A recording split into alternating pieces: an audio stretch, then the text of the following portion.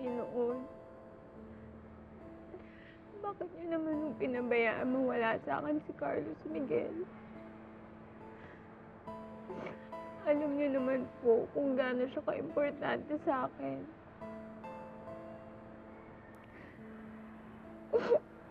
Sana na lang po maging maligaya siya sa piling ni Olga. Yun lang po yung hinihingi ko. Sana mapagbigyan niyo.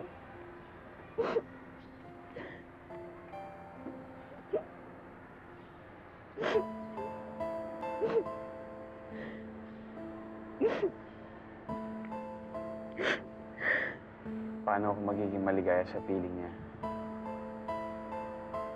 Kung ikaw ang mahal ko, Cecilia.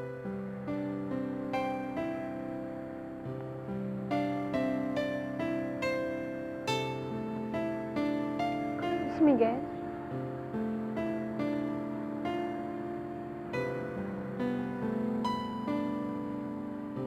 Gawa mo dito.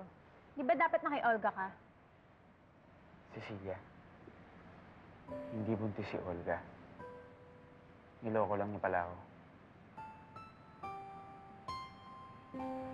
Cecilia, hindi si Olga ang papakasalan ko, kundi ikaw.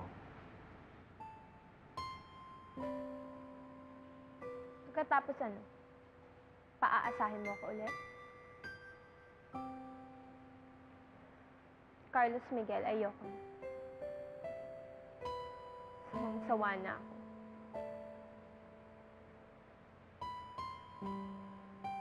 Kung gusto mo, pakasalan mo na lang sarili mo.